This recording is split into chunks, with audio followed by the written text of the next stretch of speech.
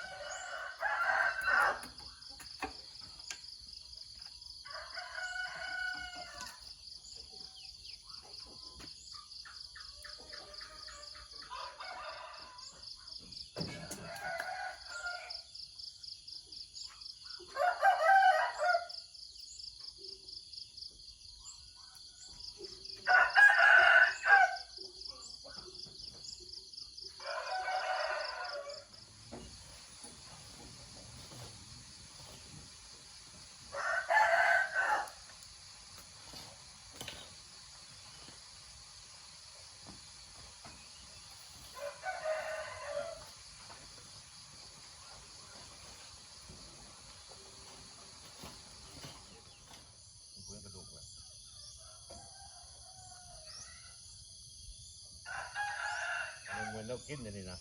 บอกไปออกไปไปหากินไปนะ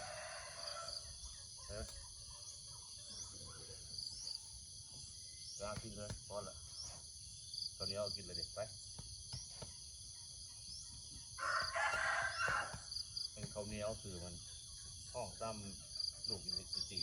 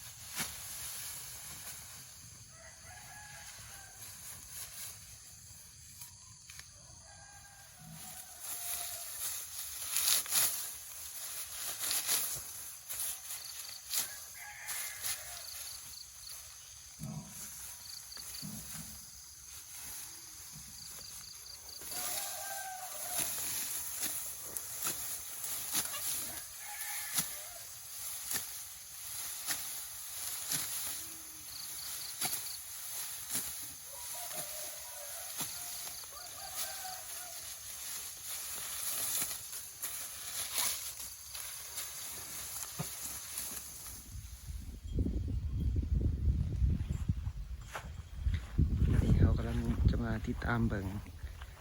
การเกี่ยวข้าวของชาวบ้านน้องอหงน้อยเนาะ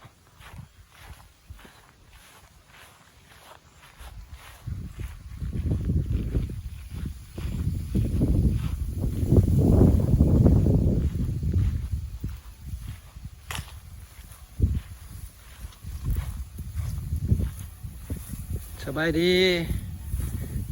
อันนี้เป็นสาวรุ่นป่าเนาะอันนี้เกี่ยวข้าว เบิ่งมืออาชีพเบิ่งสาวนาแท้ๆเกี่ยวเนาะเดี๋ยวไม่ได้จับถ้าเกิดป่าที่เป็นนั่นนี่แล้ว จะเกี่ยวแล้วเพิ่นก็สิตากอันนี้เนาะเก็บหน้านี่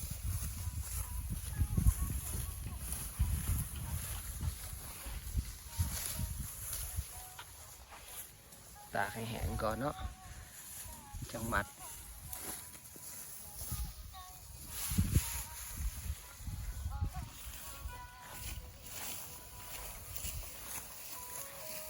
พี่สาวบ้านน้องอหงน้อยนี่ ช่วยรถเลย เด้สาวคำหู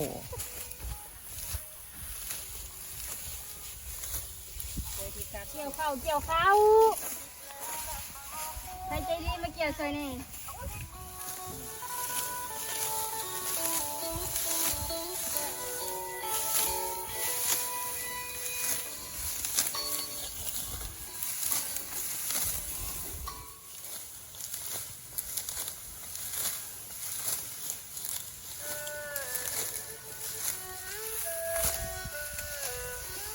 คนนี้ก็ทำงาน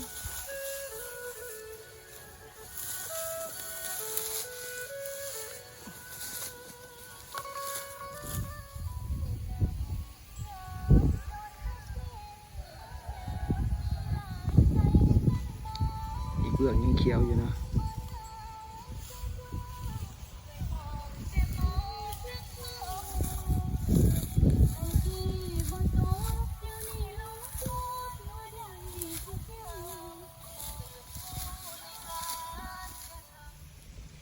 ครับประมาณใกล้ๆแล้วเนาะ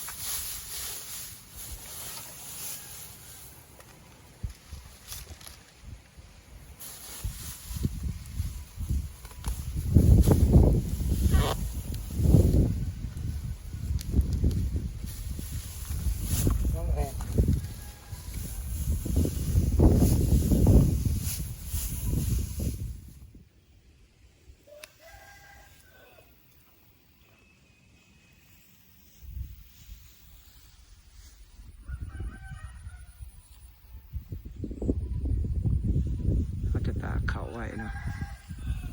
ตากจนกลัวมันจะแห้งแต่จริงไปหมัด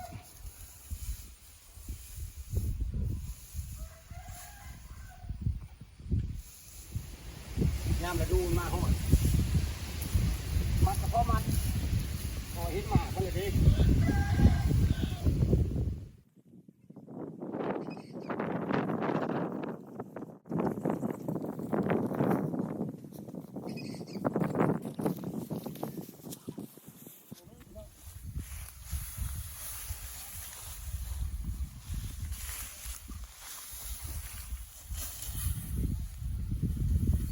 ใส่เทคนิคแล้วเนาะ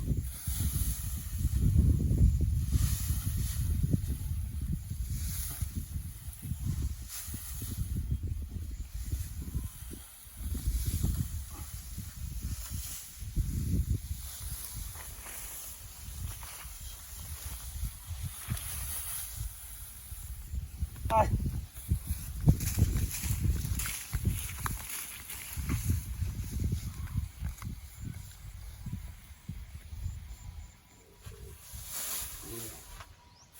ี่ยเอาสอบมาเอาสอบมา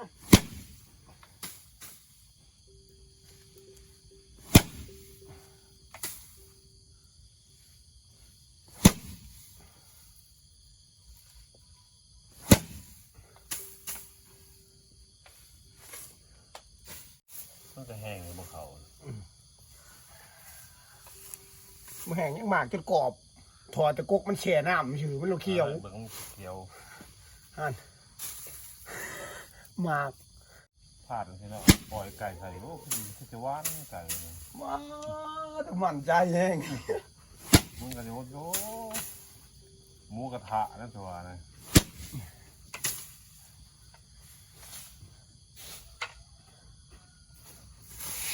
มันเลยคือผ่านลงมาเลยเด็ด จักบาทเนี่ย บุรีปีแต่คนร้ายปีร้าย30 ปีแล้วนี่เลยเป็นหมดเลยพลาดเข่าด้วยนี่นอกนี่ เนี่ยคือมันชิวเพิ่นคนไม่ต้องห่วงย้อนยุก ย้อนยุกเล่นนี่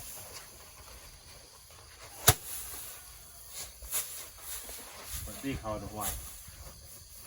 อย่างไร40 ปีเนาะ เอิ้นมาปีนี้ล้านเฮ็ดให้ปีกันเนาะ ที่เขามึงนี่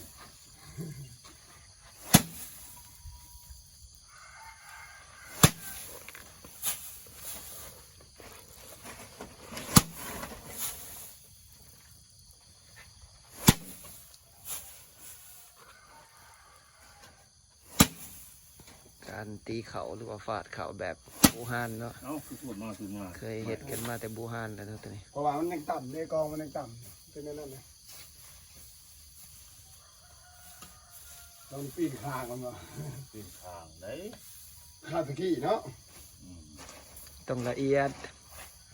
ส่วนนั้นมันเขาโบแน่ใจเลยก็ตามนี่ได้บัดนี้ มันมีรุ่น เอาหัวมันก็สั่นออกอีกในหัวนี่ มันมีสั้นไงเพราะว่าใช้แรงกระถะอย่างเดียวเพราะว่ามันต่ำเนี่ยเขาตีแล้วมันเดือดฉะสามารถมาชี้ หักเสียงฟาดนี่คือโบแนนคือผู้ทำอิฐเนาะ บัดจำนี่เอง150 ตกนี่เลยเดี๋ยวมันเลย ได้สิบตัว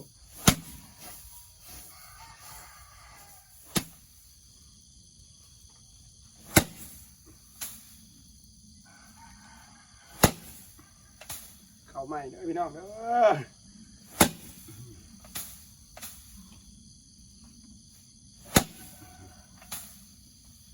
กูจะว่าผมไปใช่ไหมนี่เราจะทำเนี่ยไปเถอะ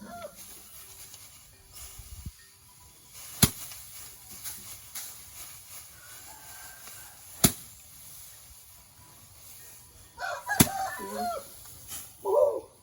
น่ากลินเหยียบคลองก่อนเลยธรรมชาติแล้วมันบุหลอกเลย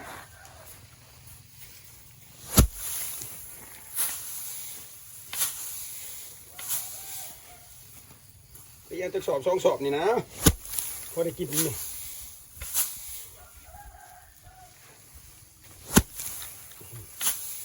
บ่แห้งบ่ไม่ใช่สิบ่แห้ง3 บาท 4 บาทอีกเบิดแล้วงามบ่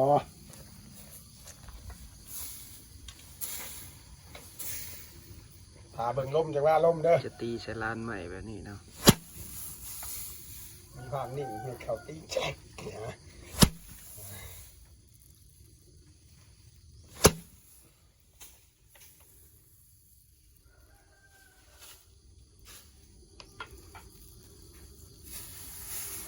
ตีแบบกาแฟโบราณเขา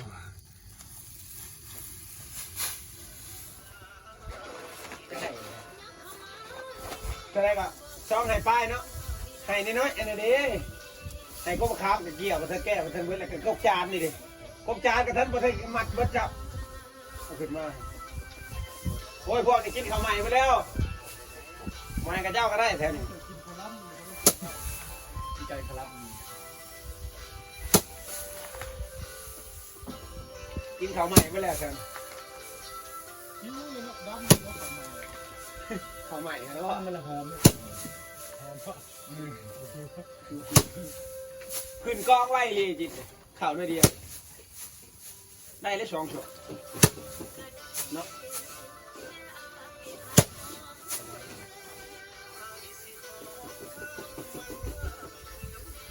กันชามีแห้งชามีเล็ดไอ้จิ้นกันแห้งชามีเล็ดอันนี้ก็ชี้มาได้นะยาแล้วทงชี้จะผลิตเช่ามาเลี้ยงไก่ไข่